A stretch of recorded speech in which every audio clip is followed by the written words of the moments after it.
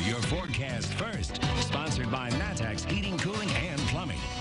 Couldn't ask for a better Friday. It is nice and sunny out there. We actually have some blue skies compared to some of the hazy skies that we've seen recently. And our temperatures are extremely comfortable. 65 in Champaign as well as in Danville, 68 in Mattoon, a nice 69 in Effingham, 70 in Paris, but only 61 in Watseka. It is sunny, though, as you can see from our Gibson Area Hospital and Health Services weather camera on a roofing dog on it. And we also have that wind out of the northeast. In some spots, gusting to around 20 miles per hour as of right now. So a little bit breezy and obviously cool. That's actually going to translate to some pretty chilly conditions overnight tonight. We'll tell you how low the temperatures are going to be falling, as well as what our temperatures will be doing once we go into next week. Coming up, WCIA 3 News starts right now. The committee investigating Speaker Michael Madigan is now calling on him to testify why they feel that they have the green light moving forward. A man's accused in the shooting death of a woman earlier this year.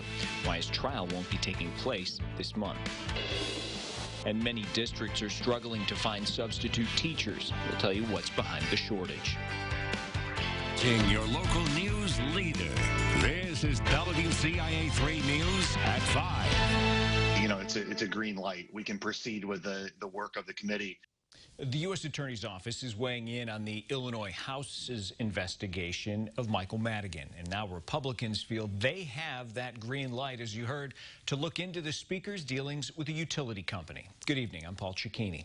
WCIA 3's Cole Hankey is live in Springfield. So, Cole, what is the next step for this committee? The chair of the Special Investigative Committee, Representative Chris Welch, officially called on Speaker Madigan to testify, and he also called for several other main characters of the federal investigation to come to the next committee meeting as well. None of those people are required by law to testify in front of the committee, and the committee is not using its power to subpoena them yet. The members of the committee were divided on who they could call to testify originally. They didn't want to interfere with the federal bribery case.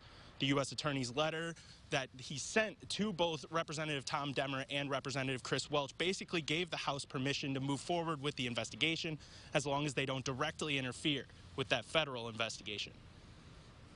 They had some very procedural objections, but they clarified quite a bit that we can call witnesses, we can request documents, and we can ask meaningful questions from witnesses. That we needed to seek guidance from the U.S. Attorney's Office to find out what our parameters were. We have that guidance. It's provided in writing. We now know what our parameters are, and it's now time to get to work. The next meeting for the committee is scheduled for September 29th. That is when Speaker Madigan, along with anyone else invited to testify, can show up to do so. The list of names that is being asked to testify was ran by the U.S. Attorney's Office, and any future people that will be asked to testify will also be approved by the U.S. Attorney. Reporting in Springfield, I'm Cole Hankey, WCIA 3, your local news leader. All right, Cole, thanks. Now, Madigan is not being charged with anything in this federal bribery investigation so far. The committee is not investigating any criminal charges. It's only investigating whether Madigan conducted himself in a manner unbecoming of a legislator. Here's an update now. Champaign police made an arrest in a September 7th shooting earlier on Kenwood Road. A 27-year-old man was taken to the hospital after being shot twice. 20-year-old Ketone Bryant of Champaign was arrested today, but police say this does remain an active investigation. A man on trial for murder won't be back in the courtroom until October. Christopher Glass is charged in the shooting death of Kimberly Mattingly. Authorities found her dead on private property in April after her parents reported her missing. Glass's jury trial was set for this month, but officials say his lawyer asked to push it back because of the amount of discovery involved in the case. A family is hoping to get closure after police found a dead body in a rural area of Rantoul. Champaign County coroner did an autopsy this morning, but police say DNA results aren't immediately available. Officers suspect it could be David Franklin based on how close the remains were to where they found his bike. He went missing last month. Police don't think violence has anything to do with Franklin's disappearance or the remains they found. Springfield firefighters are working to find out what caused a morning house fire. Crews responded around 6:30 to a home near the corner of 13th and Kansas Streets. They say no one was hurt, but the house was badly damaged. A U of I student will appear in court after throwing a large party. This was at the Delta Town Delta Fraternity House on East John Street.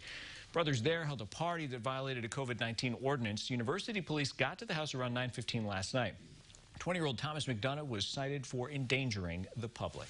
24 counties are at a warning level for COVID-19. That includes 8 in central Illinois: Cass, Coles, Crawford, Cumberland, DeWitt, Effingham, Jasper, and Shelby counties.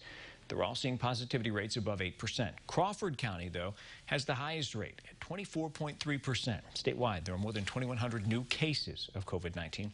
That brings the total number of infections to more than 270,000 since the pandemic began. 20 more people have died. There have now been more than 8,400 COVID-related deaths in the state. It always seems there's a need for substitute teachers, and for some districts, COVID-19 is making this worse. WCIA 3's Courtney Bunting joins us live now in studio. So, Courtney, how are districts being impacted? Well, Paul, I talked to Monticello school leaders, and they explained their shortage of subs is because of the nature of the pool they draw them from. For example, most of their substitutes are retired teachers, and a lot of them are also older and in the higher risk category for COVID-19. Because of that, they don't want to come inside the school building. That can be an issue because 85% of Monticello students are still coming in person. It's also, teachers that have gotten their teaching certificate but then have had difficulty finding a job, so there aren't as many of those around either. Zimmerman says they aren't just looking for substitute teachers, though. They also need sub-custodians, cooks, and teachers' aides. They even raised the pay this year for substitute teachers, and they're encouraging anyone interested to apply. I also called Decatur and Champaign schools. Now, they said they don't have a shortage of substitutes right now, and that's actually because remote learning is making it easier for teachers to work from home, even if they're feeling a little sick. Paul? Certainly a plus and minus in those situations. Yeah, a lot of different districts affected in different ways. Absolutely. All right, Courtney, thanks. Well, high school coaches, athletes, parents, and fans are descending on the state capitol and downtown Chicago tomorrow. It's for 2 Let Us Play rallies. They want high school sports brought back immediately, along with the ability to play a full state series. Chicago's rally will be at the James A. Thompson Center at 10 a.m. Springfield's will be at the state capitol at the Lincoln statue at 1 o'clock. The governor's reminding people about the importance of the census, how he says you can help bring more money to the state. Plus this. We're going to try and send it out as soon as we get it. Early voting is right around the corner, why one county clerk says people need to act quickly if they are voting by mail.